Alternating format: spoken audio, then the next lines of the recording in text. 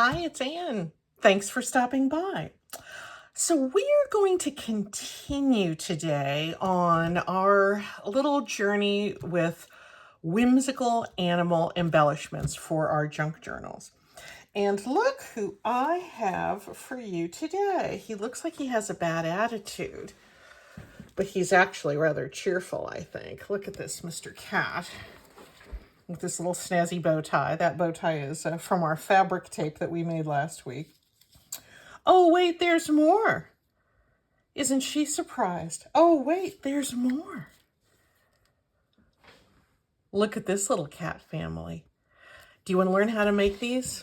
I bet you do. Yeah, let me pull it down into frame there. Sorry, I was a little bit way out there. These are so easy to make. I'm going to set them aside and we're going to go through the steps and you are going to be making them like a boss in a heartbeat. I really, really promise you. Okay, so part of our theme in making recent whimsical animals has been to start with really basic shapes. And I like to do that because it's just a great way to get started. It's a great way to take the intimidation factor out of beginning some of these little creative projects. So with our little kooky birds that we started to explore in the beginning of March, we used a circle. For these little flying birds, we used rectangles and trimmed them in half to form triangles and then trimmed them around. For our little Mr. Fox, we started with a belly and kind of a heart. With an oval for his belly and kind of a heart here. We're going to continue on this theme for these wonderful cats. And we are going to be tracing little templates shaped like hearts. You can freehand these if you wish to do so. It doesn't work out that well for me to freehand hearts, and I'll show you why. If I was going to draw a heart, I would probably make it like this with a really pointy end. Even if I tried to make it wider, it would still come out with a pointy end. What we need for this project, what works best, I think, for this project, is a heart that has a right angle at its bottom. So you can tell here, yep, that's a right angle. Same here. Let's make a template or two, and then we'll put it to work, and you're just going to be astonished and delighted with how good this your stuff is going to look. I'm taking just a little piece of junk mail that has a right angle in it, and I'm going to fold it here. Usually if I was going to cut a heart folding it, I'd fold it this way. This time I'm folding my template material at the corner. You can tell I've been making a lot of these already because my hands are a little on the nasty side with lots of paint and ink. And I'm just going to cut, these are some pretty good sizes. So mainly I just want you to see how this works. I'm going to come, I think about like that.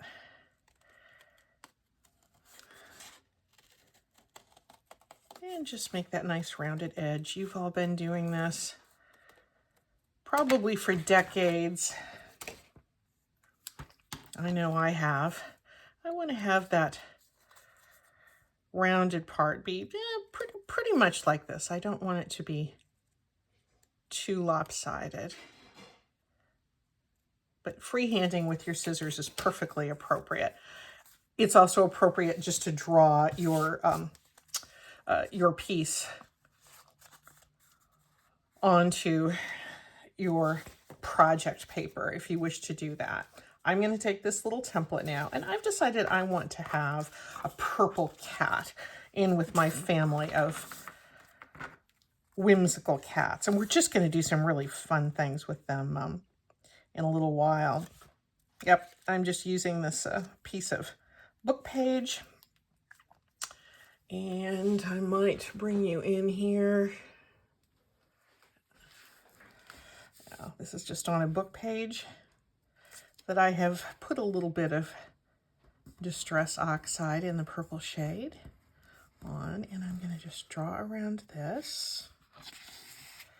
And if you go off course a little bit like I just did, is that a problem? It is not, because this is whimsical.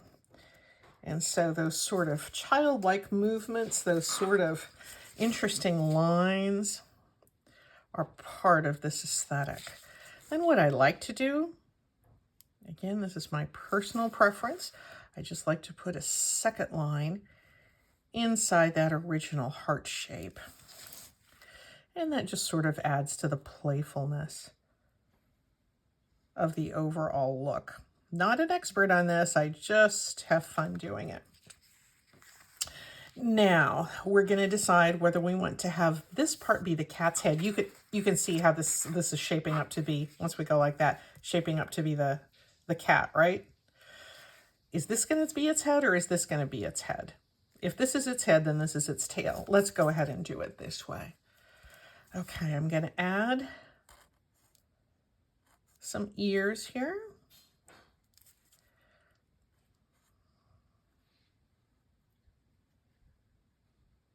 There we go.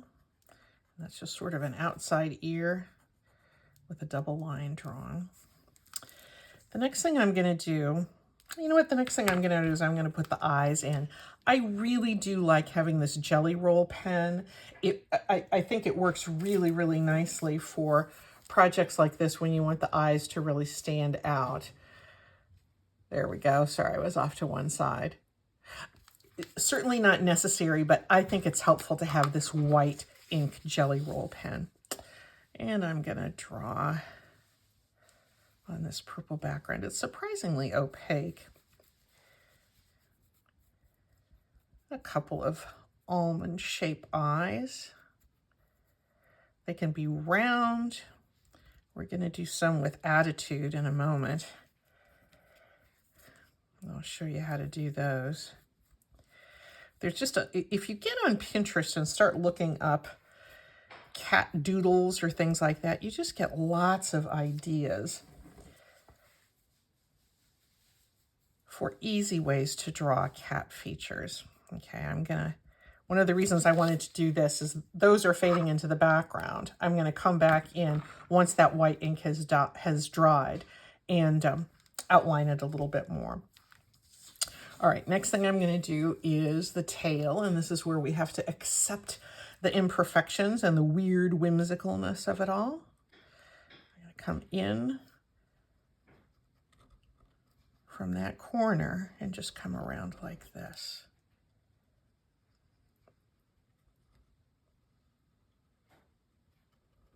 There we go. And I'm going to just draw a little bit of fur there. Again, not necessary. But it kind of indicates fur. I kind of like to do a few fur lines around the perimeter of our little cat as well. And for some reason, doing them in groups of 3 around his little body just seems to work. I don't know why. I saw somebody else do that somewhere and I just responded positively to it. This dries pretty fast, so now I'm going to go in and outline the little eyes. You can see how easy this is. Now, I've told you this before. I really want you to try this stuff, even if you think that artistic expression, drawing things, is just not something you can do. I'm telling you, of course you can. Yes, you can do this. You can pick up a pen. You can cut out a heart. You can draw around the heart. That's pretty much all this is. His little nose is going to be just a little upside down triangle, although some people do little hearts, and that's cute too.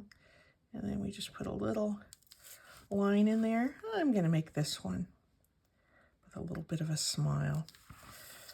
You can communicate so many different expressions. I love them looking to one side or another, but this one, you know what? I'm going to have this one looking straight up at you, saying, you can do this. There we go. And now I fussy cut. These book pages, plain book pages, like I have, like I did with this little guy. Inked book pages work great for this. Gel prints work great for this. I find that because of the features that we're, let me bring you out, the features that we're drawing, the lighter or the brighter colors tend to be, for me, tend to be more successful because of, you know, unless I do all white drawing on a really dark background, it just doesn't stand out very well. And I have deliberately not done one of the most important features of a cat, but I'm going to do that as soon as I'm done with the fussy cutting, because I want you to see the before and after and how it makes such a difference. And you don't forget this important feature.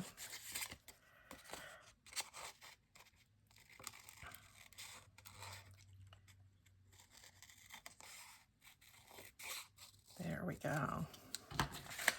Okay, we'll ink it just to make it look a little bit more finished.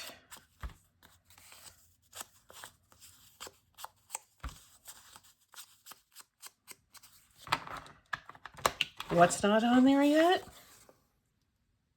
It's whiskers. I'm doing 3.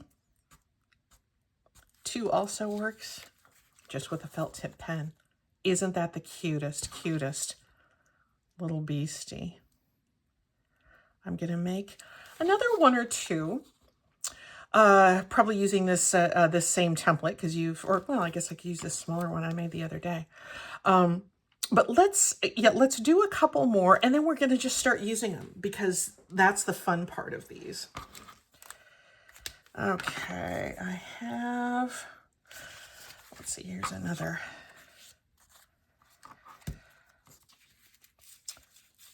This could be like for a nice ginger cat, marmalade cat. I'm going to use this smaller template.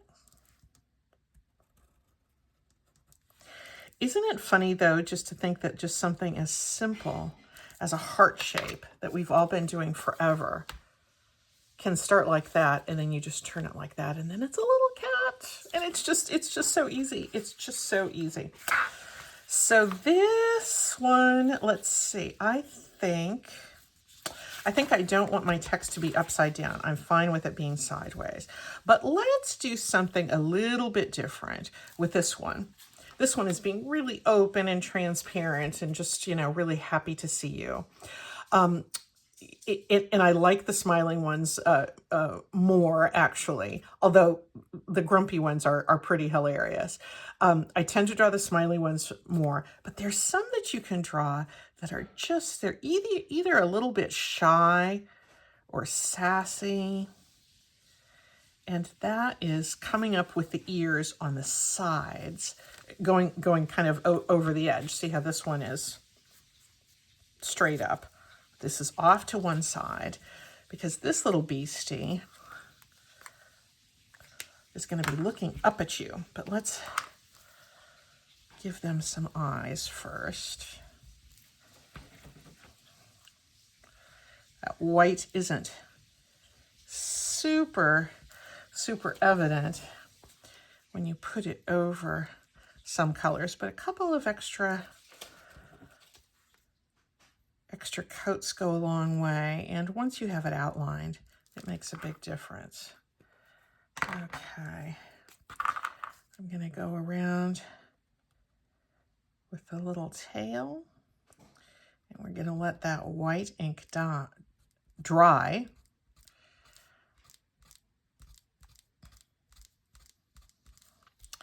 And a little bit of fur markings. Now, that should be dry. Let's go in. It kind of has little Orphan Annie eyes right now. A reference to the old American comic strip.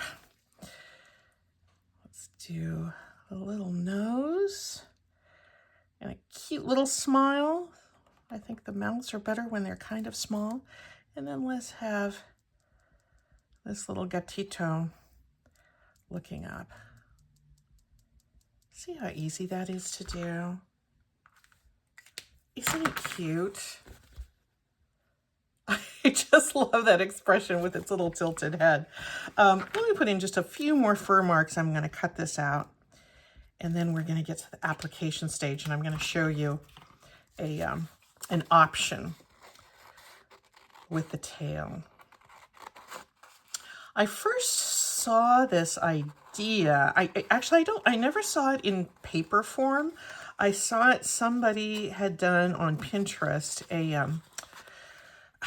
had somehow rendered these in ceramic, and it was like a little pendant with a heart and, you know, something hanging through it. But then you looked at it, and it was this little cat made out of the heart, and it was super cute for jewelry. I don't think it's anything I would wear for jewelry, but good on that artist for making it. Am I pulled back? Yeah, for finding a market on that. You know, because cats are very endearing, and I think they are fun in a whimsical journal, just because cats themselves are, I think, are very whimsical. They're, you know, they sort of have part of the whimsical aesthetic is that there's, you know, unexpected features. And to me, cats always deliver the unexpected. Having been a cat lover, I won't say cat owner, but part of a cat family for many years, I always delighted in the unexpected, just totally goofy things that our various cats would do. Because this is dried on top of that white. A little bit gray, so I'm going back in. So there is another one of our little cats. Oh, do you know what? Besides the whiskers, there's something else I forgot to show you. I'm sorry. You can leave it just like that.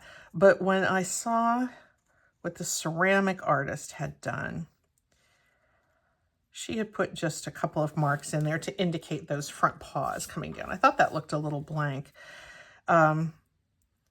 And if you wonder exactly, you know, where anatomically the hind legs are or how the body is curled around, I would suggest maybe just don't worry about it so much. This is not meant to be an accurate depiction of our feline friends. So, however, if it bothers you and you think that there ought to be a little bit of space there, you are not alone. This little guy has a separation there. All you would do is just make another line here and do that fussy cutting. And it's super easy to do. And every once in a while, there's a cat to me that looks like it needs to have that space in its tail. And others, I just kind of want the whole body to blend together. You do what speaks to you. Let's talk about how we might use some of these. I have this piece of, I guess it's, I don't know, some sort of decorative paper. And I thought it would be nice for like a full page pocket. Let me bring in some of the other cats that I have made over recent years. There's one, you know, the glasses, I don't know that they really do. I was kind of going for, first I was going for a cat eye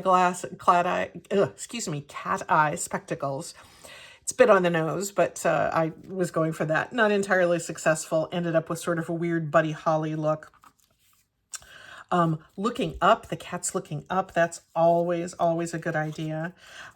If you like this idea with the cat's rolling its eyes and looking kind of grumpy, you notice it has a straight mouth, and the eyes are sort of you know, like half circles, and they're looking up like they're rolling their eyes. You're going to make some really cool expressions in whatever way you do it, and you're going to think, I love it. I'm going to do a million like that. I like having a variety here. Let's see, I have another plan for this guy who was simply done on a dictionary page. These I did with some of the gel prints that I did a couple of weeks ago. The gel prints were frankly horrible.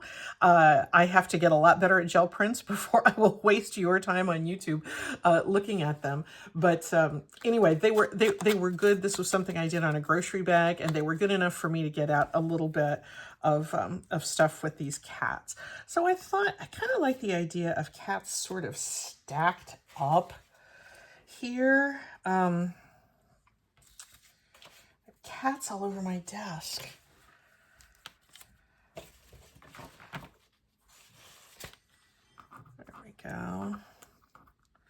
There's a little bit too much green there, but what if this was over on the white spot? And what if I had that pink that's kind of clashing? Here's another one that's also green, but it could blend in kind of nicely.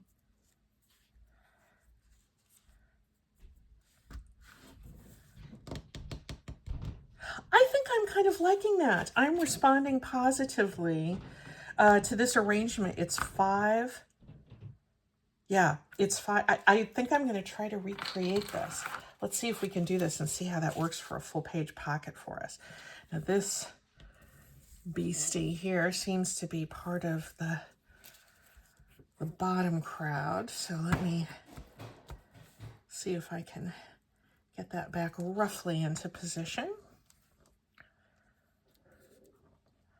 I was thinking it was too green, but kind of liking it. There's enough contrast between the greens. I'm going to put this one up here, and then other things are going to layer on top of it. Yeah, I do love this that attitude. I like the smiley ones the best. I feel like it's necessary to say. But the grumpy guys make me laugh and smile. All kinds of moods. There's no wrong way to be a cat.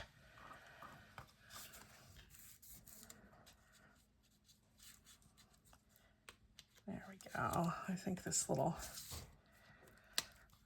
greeny one is going to slip in there without any problem.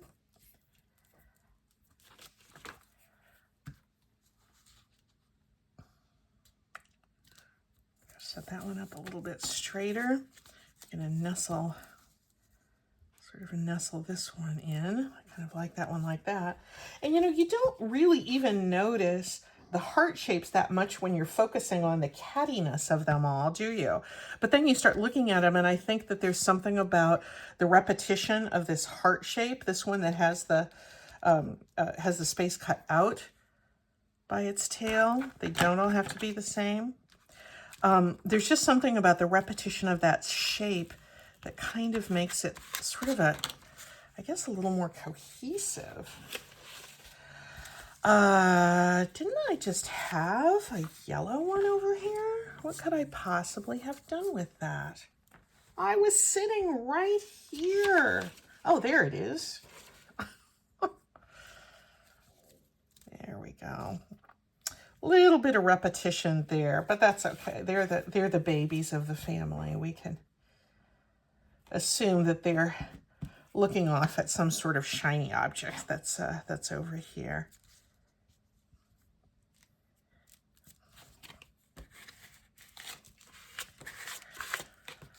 There we go. I think I'm gonna put just a little bit of book page there. Where is one that will do? This is blue page. I don't know if this is appropriate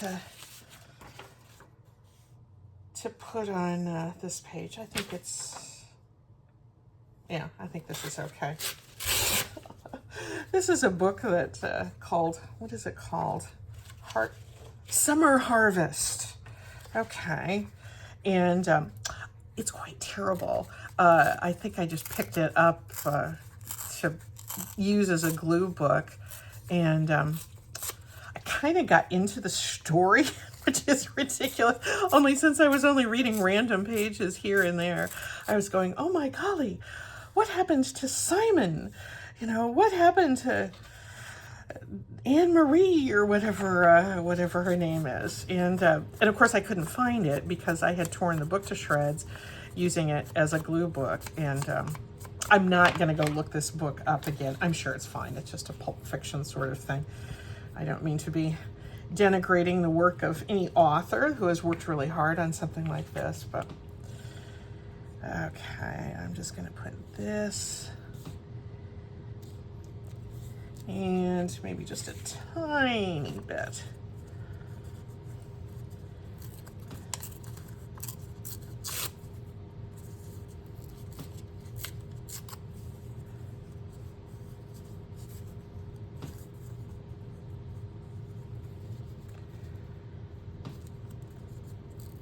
I don't really want to spend too much time doing this, but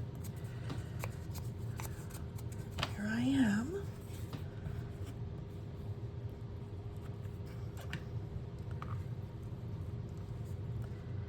Just a little bit.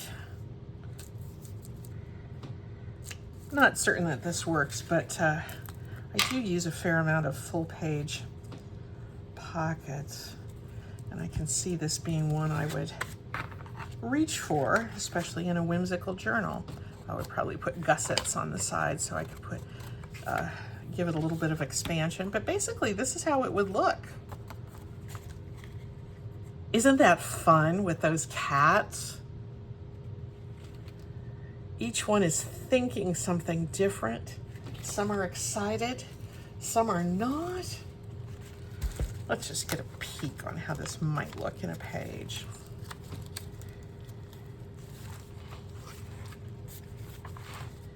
Oh yeah. Cute, cute, cute full page pocket. Something sticking in there. Yeah, that's one that's fun. Let's do a couple of other examples. I had this piece of scrapbook paper out because I had a little scrap of it in a bundle of something somebody else had given me, and I cut a couple of little cats out of this, but I had this, and I thought, you know what, that would make a fun little pocket for something else to go on. So I was thinking maybe this could be a home for this little family of cats. What do you think? I mean, they're a little gender normative with the bow tie and the eyelashes, but what the heck? Let's go ahead and put this little trio down on a pocket. There's just something about these cats that seem like they want to be in pockets, pockets large and small. And these are a couple that I did cut the space out by the tail. I don't think it matters. I really don't. I think you do whatever seems to make sense to you and what your fussy cutting sensibilities are, because I've seen them both ways. So I'm sure we will all encourage one another in whatever camp we fall into regarding the cutting away of the tail space, whether we want that to be visible or not. Kind of like this pink color with the peach tone, and these are going to be all three book page cats. Let's put the baby there. You know, I've never owned a dog. I enjoy dogs, but I've never had one. So I don't know that I can be counted on to provide a whimsical dog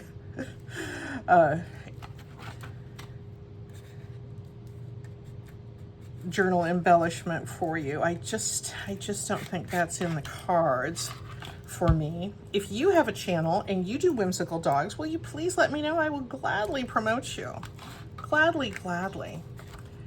There's another little pocket. It's just so much fun, and it's very addictive just to make a big pile of these. Use a couple of different size of templates, and you know, what a wonderful little family you're gonna have. In case you think, you're still thinking, oh gee, I don't, you know, I couldn't do that. You know, folks, this is not fancy, okay? This is not fancy. You know who else can do this? 7-year-olds. And I am about to prove to you. Last night, or yesterday after school, our little grandson Barney was here, as he is every week, and I was making some of these on the kitchen table, and he was, oh Grandma, what are you doing? And he wanted to try one, and of course I had plenty of materials, and even if I hadn't, I would have gone and dug some up so that he could have fun. He thought that was just so interesting to trace around. He looked at mine, he did his own, and these are ones that he did. So I show these not to say, oh, my grandson is an artistic, brilliant person, you know. No, that's not what I'm trying to tell you. And in fact, art is really not his strong suit. But he was interested in the process. He was interested in taking the shape of a heart and turning it into an animal. He could pick up a pen. It was his idea to put word bubbles for this one. So that's actually saying purr, purr, meow, meow. It's a creative spelling of purr, purr, but you know what? He's in first grade. So you know what I'm going to do? These two, he didn't design them to be looking at each other, but in my mind, they have found love and companionship here in Junk Journal World. So I asked Barney if I could just put these into a journal, and he gave me permission to do so. So I'm going to paste these down, and we're going to see how they look. He did every bit of these. And again, I say that just to show you how easy it is, except for the fussy cutting. He did want Grandma to do the fussy cutting. He won't mind if I layer this up at all. So let's start with the green one in the bottom. Purr, purr, meow, meow. Oh, my little guy. I use a little art glitter glue on this because this paper is a little bit thicker. Once again, a pocket. The simplest of pockets, made out of a dictionary page. And I'm going to let Barney's little word bubbles just stick up beyond the edge there, because I just think that looks cute. And if I feel like I need to go in and reinforce that with some paper in the back, I will do so. But I'm not too worried about it right now.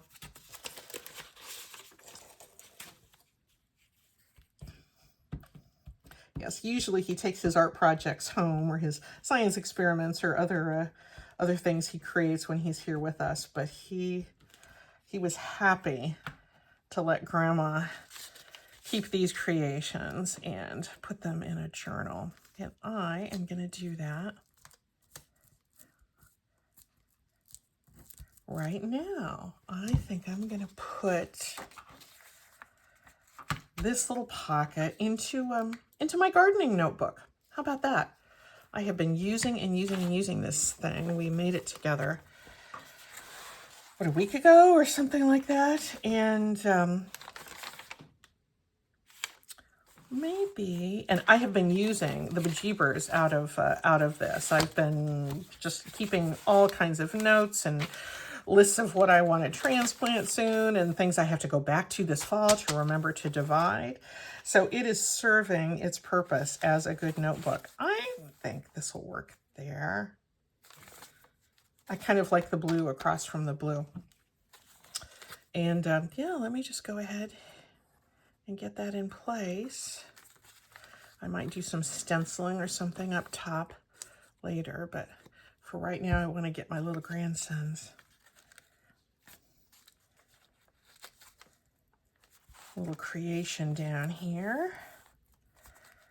He really had fun with this. In his first grade classroom, they had recently done something else with ears on it. He said, "Grandma, I'm really good at ears." I said, "Oh yes, you are, Barney." So just a little bit.